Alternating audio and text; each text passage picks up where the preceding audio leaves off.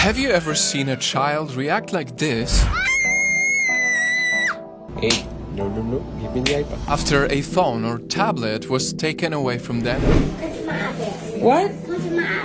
What's gonna happen? What's gonna happen? Because we just investigated this trend. Mommy, what? Mommy. Oh, not right now. Mama, I'll bring the iPad back later, okay? And the results are disturbing. If this reminds you of a kid in your life right now, you definitely cannot skip this video. And the data I'm about to share with you is essential for anyone living in today's time. He's just always in his own world. He really quiet for real, unless he know you. This is the dark future of iPad kids, also known as the generation Alpha. Apparently, this 8th grade kid cannot spell a single word correctly on this list. We're talking about anyone in your family who is 13 years old or younger right now. Kids who were born at the same time as the iPad in 2010. Kids who at 8 years old already had their first phone.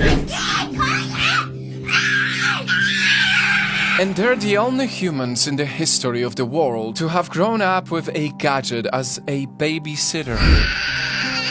Mama, I'll bring it back, okay? I mean, some of these kids haven't even experienced what it's like to get dirty and play outside with neighbors. They literally cannot comprehend a life without social media. And sadly, their parents have chosen the easy way out, using the iPad to shut them up. And don't get me wrong, I can kind of understand you. Many of you parents are just tired. That's why you do this. At least I want to hope so. But see, the temporary relief of 5 minutes when you're letting a gadget take care of your crying child has a permanent curse in exchange, and it lasts for a lifetime. And it's important to say that this isn't just my opinion.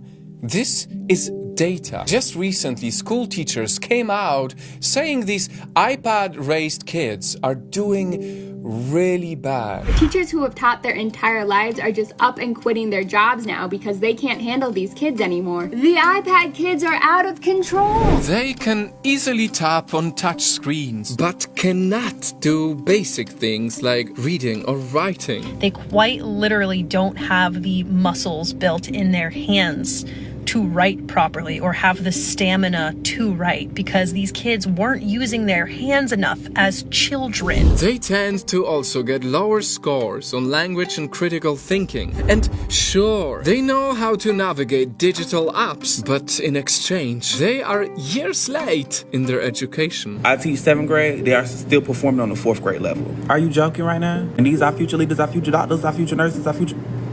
Please. And because many of them were pretty much raised by an emotionless gadget that doesn't care about them, they're growing up to be, well, the same way. Having to teach and work with you guys as children has been the most traumatic experience of my life. They don't respect any authority. You ask them, can you stand in your designated spot? They're telling you no and shut up. They're throwing things at each other. For more data, if your child is getting more than 2 hours of screen time daily, a long-term study has showed that they are likely to have emotional, social, and attention problems. Kids cannot read. They cannot write. They are ill-mannered. Since looking at the screen for a long time limits children's ability to read faces, they get a harder time learning social skills and even empathy. Which leads to kids who might act like this.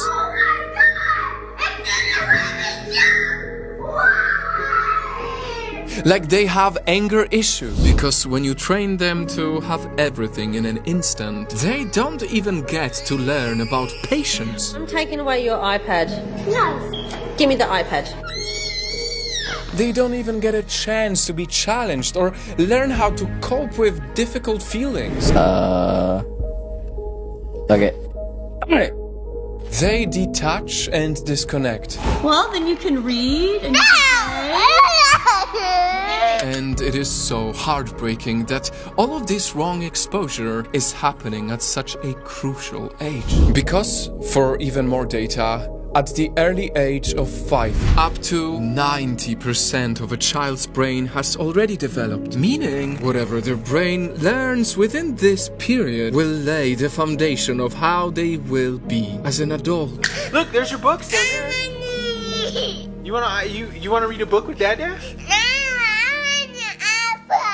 You want an iPad? And guys, the reason why this is so urgent is because when it's too late to catch up on all these things because your child or your sibling or whoever was too busy only watching the screen, scientifically, it might be too late to revive them later on in their life. But I take a closer look and she's playing a YouTube short and the mom looks pissed, like she is totally out of it. Only time will tell how bad it could get. But given the alarming data in 2017 that nearly 80% of children have access to a tablet and that 1 out of 4 preschool-age kids has a digital device, we might be raising an entire generation of future adults who will not know how to innovate because they rarely played with toys that sparked their imagination. They probably have no imagination because their brain hasn't actually been forced to come up with any original thought. Who are more short-sighted than ever, ironically more connected but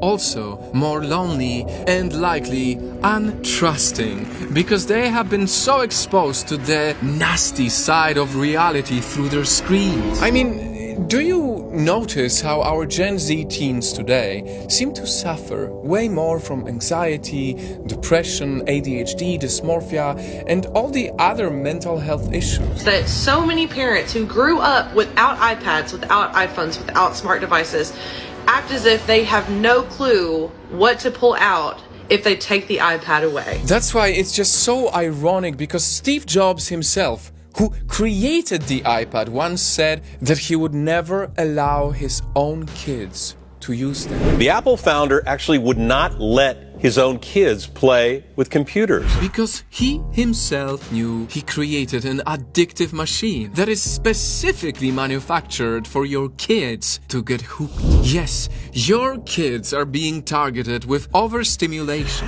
with YouTube channels like Cocomelon, using the brightest colors, flashing lights, and memorable music, all acting like stimulants in children's minds. They won't be able to resist this. They are almost hypnotized by it. And soon, like junkies who need to get their next fix, everything else to them in the real world will pale in comparison. But won't even watch the hockey game because they're too busy playing a game of hockey on the iPad instead of watching the hockey in real life. Because now that they are raised by the algorithms, they are bored by reality. Until the online world they always watch starts to blend with their real life, and they find it difficult to see the difference between both. I mean, let's be honest, I'm sure you've noticed how some kids these days already speak and act like they are in videos. And perhaps the most disturbing thing is not just what they watch, but who is watching them. If you don't guard your child enough, they can encounter evil channels on YouTube or TikTok that fool kids with twisted versions of cartoons. On the left of the screen, there's the real episode of Peppa Pig, and on the right,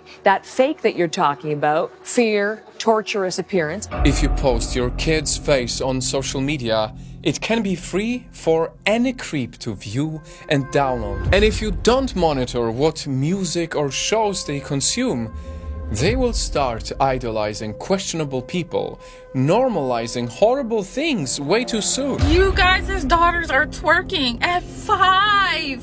5!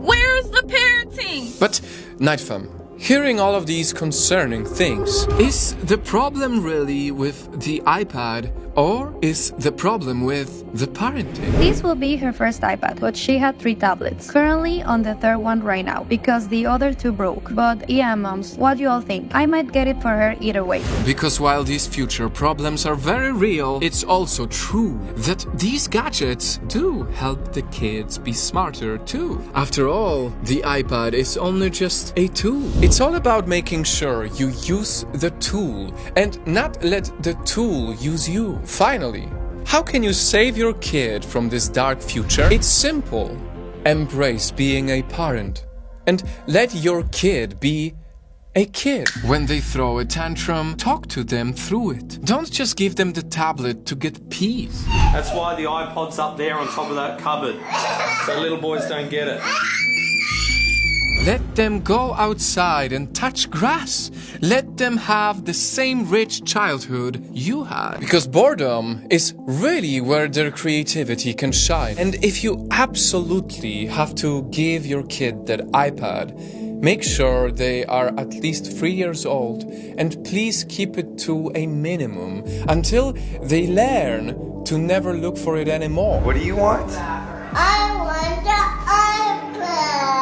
I told you can't have it. Until they finally realize that real life and real experiences will always be way more special. I need everybody else in my generation to promise that we are not going to raise iPad children. Please. Night fam, with an open heart and genuine interest to make this world a better place, please share this video with your friends and family. If you believe that iPad kids deserve a better future, and if we care enough to make this come true, we should start by giving them a better childhood.